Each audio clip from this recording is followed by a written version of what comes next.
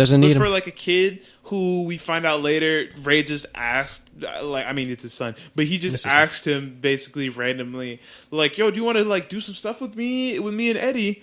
And he's just kind of like, no, like this kid he wasn't into it. Like he wasn't into the idea. Which is interesting looking back on it because I don't think I'd be able to tell. I don't think I would have been able to tell at the time. He seemed like he was not entrenched, but he seemed like he was definitely invested in what was going on. And acting was showing that. It was definitely showing that.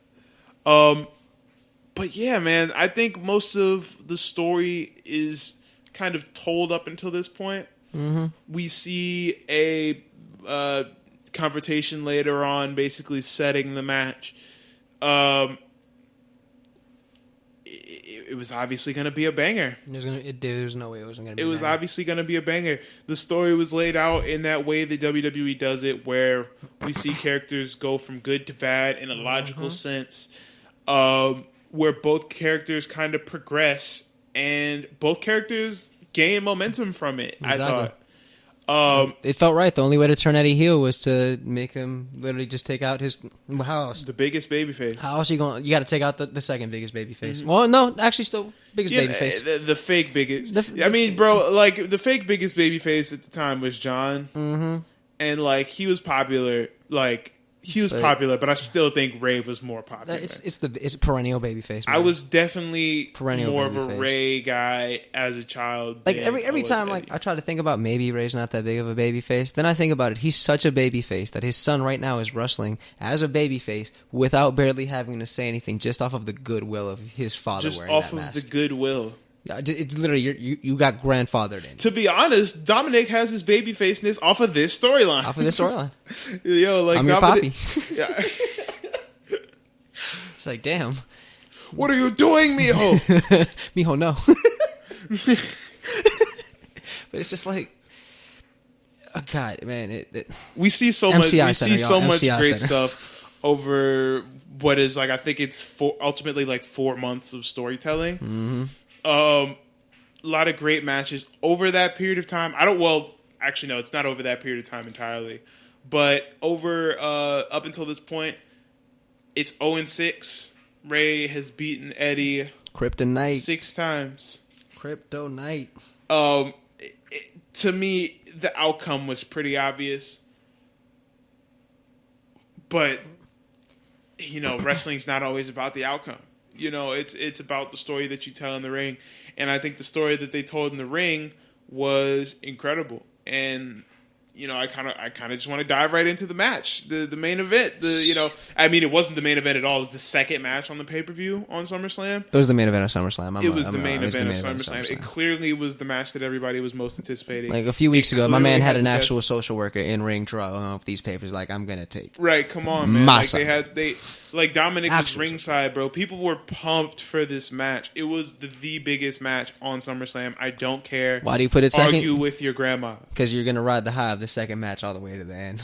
Yeah, absolutely. It was the heater match, but it was really the hottest match. It was the hottest match. But we see, I swear, we still see a lot of that, like nowadays, man. Like, hey, look, man, some of the second matches be going up. Huh? Say it again. Look, a lot of the second, especially in like takeovers. Yeah, those second matches just be. They be barn burners. They be barn burners, bro. Some of these North American title matches. That second match slot in a lot of pay-per-views is a big match. It's a big match. This was the biggest. But the start of the match... The custody papers, y'all. You're nothing without the documents. Right. It was nothing basically a two-man Money in the Bank match. We saw from the beginning of the match, it's no love lost. Like... a lot of the early stuff that they're doing, a lot of the early grappling is a lot of callbacks to their first match at WrestleMania. We see kind of that first 5 minutes or so are kind of beat for beat remake of that first match. We see Eddie sort of thought that was a beautiful thing to do. Yeah, it's just a beautiful thing to do. I thought it was well done, really well. Like it was called for, it was warranted. Like it was. I thought the way that they sort of built it up to. Oh, you've seen this match already. now see how far we can take it. This was really the expanding of the first match. I wouldn't really say that this was the blueprint for matches like that, but this match eventually reminds me of some modern matches. This match. Actually, I'm glad that you said that because this match is literally. Do you remember? Oh man, it was I want to say it was mid-February or something. But there was a ladder match between Rey and Andrade. Mm-hmm. Do you remember that joint? Mm-hmm. Where there's several callbacks to this match, to the Eddie versus Rey for the Custody of Dominik match. Shout out Andrade real quick. Yeah, shout out to Andrade, the guy. Shout out to Ingornable. Shout out to La Sombra. WWE, that's the guy right there. I love that guy. I think he's actually the best worker in WWE. Let's talk about the Tranquilo God in a minute after all of this. Yeah, no, let's talk about him right now because there's several points of the match where we see callbacks. Mm-hmm. We see Eddie. We see in the more recent match between Andrade and Rey.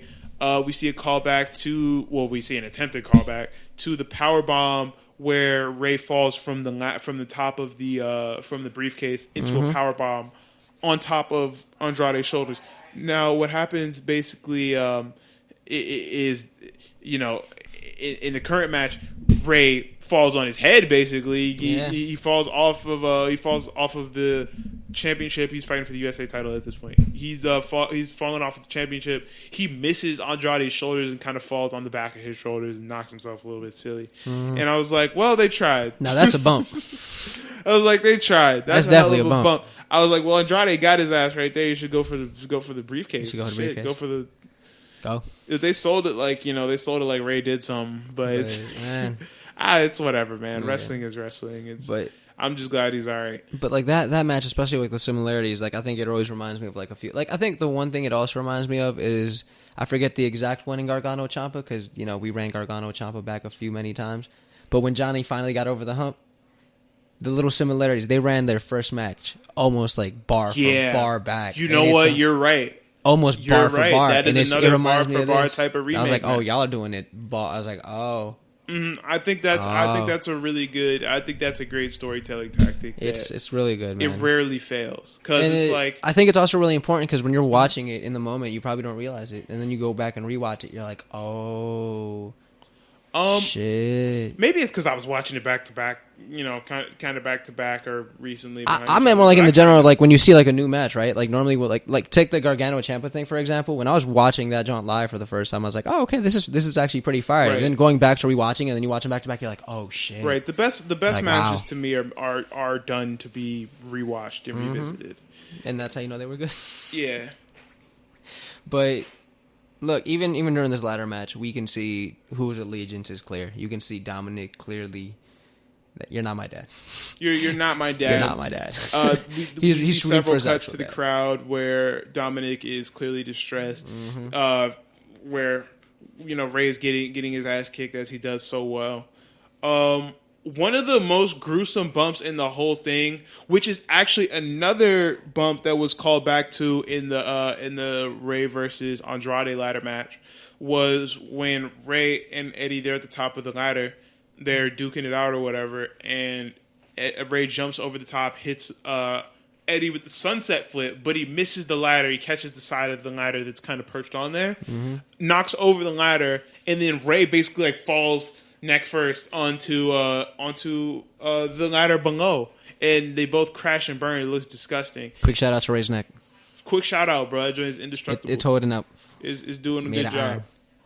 Is doing a good job. Shout out to any wrestler whose neck is doing a good job at 47. Sorry, Ciampa.